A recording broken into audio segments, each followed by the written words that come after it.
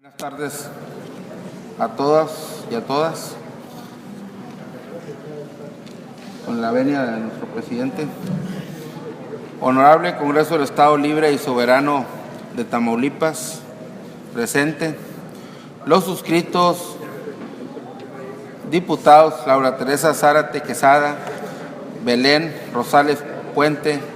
Patricia Guillermina Rivera Velázquez, José Salvador Rosas Quintanilla, Óscar Enrique Rivas Cuellar, Juan Patiño Cruz, Juan Martín Reina García, el de la voz, Francisco Javier Garza de Cos, Álvaro Humberto Barrientos Barrón y Francisco Elizondo Salazar, integrantes del Grupo Parlamentario del Partido Acción Nacional, y a nombre de dicho grupo legislativo, de conformidad con el artículo 64, fracción 1 de la Constitución Política del Estado, así como los artículos 67 y 93 de la Ley sobre la Organización y Funcionamientos Internos del Congreso del Estado, sometemos a consideración de este órgano colegiado iniciativa con proyecto de decreto mediante el cual se reforman los incisos A y B de la fracción segunda del artículo 49 y 50 de la Ley para el Desarrollo Urbano del Estado, bajo la siguiente exposición de motivos. Tener una vivienda digna es una necesidad y uno de los derechos fundamentales consagrados en la Constitución de nuestro país y de los tratados internacionales. En efecto, el derecho universal a una vivienda digna y adecuada como uno de los derechos humanos es contemplado en la Declaración Universal de los Derechos Humanos en su artículo 25, apartado 1, y en el artículo 11 del Pacto Internacional de los Derechos Económicos, Sociales y Culturales, pues al respecto indica que toda persona tiene derecho a un nivel de vida adecuada que le asegure, así como a su familia, la salud y el bienestar, y en especial la alimentación, el vestido, la vivienda, la asistencia médica y los servicios sociales necesarios, entre otros. Por su parte, el artículo 11, numeral 1 del Pacto Internacional de Derechos Económicos, Sociales y Culturales, publicado en el Diario Oficial de la Federación del 12 de mayo de 1981, establece que el derecho de toda persona a una vivienda adecuada, así como la obligación de los estados, parte de tomar las medidas apropiadas para asegurar su efectividad. En tanto que el párrafo séptimo del artículo 4 de la Constitución Política de los Estados Unidos Mexicanos impera que toda familia tiene derecho a disfrutar de vivienda digna y decorosa, y que la ley establecerá los instrumentos y apoyos necesarios a fin de alcanzar tal objetivo. De ahí que el derecho a una vivienda digna, como derecho fundamental del ser humano, es tutelado tanto por el derecho internacional como por la Constitución Política de los Estados Unidos Mexicanos, y lo conceptualizan como el derecho de todo hombre, mujer, joven y niño a acceder y mantener un hogar y una comunidad seguros de que puedan vivir en paz y con dignidad. Así, la fracción 17 del artículo 3 de la Ley de la Vivienda del Estado describe como vivienda digna y decorosa el bien inmueble privado de costo razonable,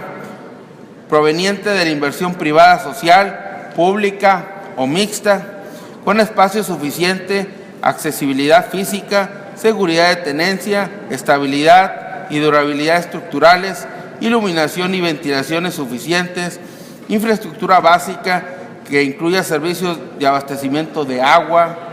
drenaje sanitario, energía eléctrica, factores apropiados de calidad de medio ambiente y relacionados con la salud, desplazamiento adecuado y acceso al trabajo y servicios básicos.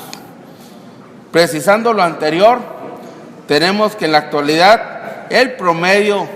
de la vivienda popular es de 40 metros cuadrados, cuando al menos 3 décadas atrás era el doble, se contaba con espacio suficiente para un área de esparcimiento familiar, un área verde o un jardín. Es decir, las viviendas de interés social que se ofrecen en la actualidad son terrenos que aproximadamente miden 5 metros de frente por 15 de fondo, de los cuales únicamente un promedio de 40 metros se encuentran construidos, lo que trae como consecuencias minúsculos espacios distribuidos en sala, comedor, cocina, 2 recámaras, baño y donde apenas existe un patio. Es decir, se adolece, en su caso, de un espacio para esparcimiento personal, entre otros. Los resultados son en esencia tan reducidos que carece de privacidad y área de esparcimiento, pues vale la pena decir que es más amplio un salón de clases, el espacio que ocupan algunas oficinas públicas. Sobre todo, el tema es necesaria la elaboración de una política habitacional encaminada fundamentalmente a resolver las necesidades de la población y el ejercicio efectivo de uno de los derechos humanos fundamentales, como lo es el disfrute de una vivienda digna y decorosa. Dicha política deberá partir, por lo tanto, del diagnóstico de necesidades y no de los requerimientos del mercado, como sucedió en el sexenio pasado y como se observa la tendencia en este presente. El ingreso de una parte importante de la población que requiere vivienda nueva, así como de la que vive en sitios inadecuados,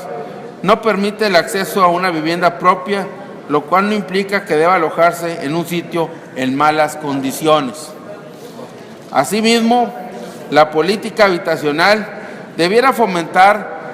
diferentes tipos de vivienda para las diversas familias, en especial en cuanto al tamaño se refiere y a las características del lugar en el que se ubica. Gran parte de los problemas de sobreocupación se dan para quienes ganan menos de 3 salarios mínimos.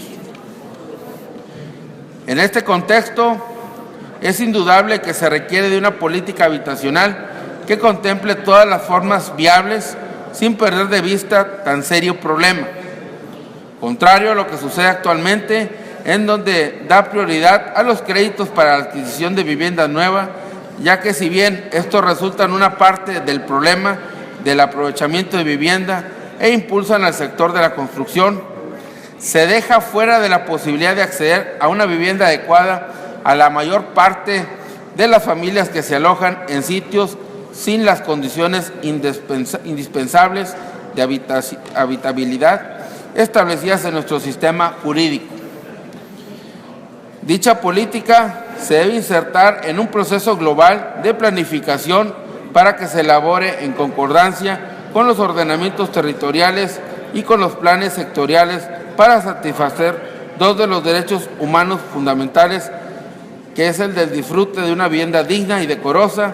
y el derecho a un medio ambiente saludable, ya que no es posible hablar de vivienda adecuada sin considerar su entorno y las medidas totales del predio y de la propia construcción. Es por eso que la propuesta formulada por este grupo parlamentario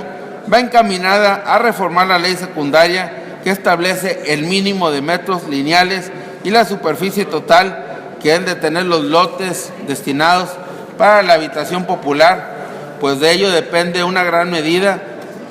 que los constructores realicen una mejor distribución de las habitaciones de la vivienda, logrando con ello respetar el derecho fundamental de los ciudadanos a contar con una vivienda. En consecuencia, se somete a la consideración de este honorable Pleno Legislativo para su análisis y elaboración del dictamen correspondiente el siguiente proyecto de decreto. La 62ª Legislatura del Congreso Constitucional del Estado Libre y Soberano de Tamaulipas, en uso de las facultades conferidas por los artículos 58, fracción 1 de la Constitución Política Local y 119 de la Ley sobre la Organización y Funcionamientos Internos del Congreso del Estado de Tamaulipas, tiene a bien expedir el siguiente decreto. Primero, se reforman los incisos A y B de la fracción 17 del artículo 49 y 50 de la Ley para el Desarrollo Urbano del Estado para quedar como sigue. Artículo 49. Los fraccionamientos podrán ser de los siguientes tipos. Fracción 1, 2, inciso A. El frente mínimo de los lotes deberá ser de 8 metros lineales. Inciso B. La superficie mínima de los lotes deberá ser de 120 metros cuadrados. El artículo 50. Cuando se trate de fraccionamientos, condominios de cualquier tipo, divisiones, subdivisiones o relotificaciones del suelo, en ningún caso se permitirán lotes con un frente menor de 8 metros lineales y superficies menores de 120 metros cuadrados. Artículos transitorios. Primero, el presente decreto inicia su vigencia al siguiente día de la publicación en el Periódico Oficial del Estado. Y segundo, se derogan las disposiciones que se opongan al presente decreto. Atentamente, Ciudad Victoria, Tamaulipas, por una patria ordenada y generosa y una vida mejor y más digna para todos, integrante del Grupo Parlamentario de Acción Nacional, es cuanto tengo que decir.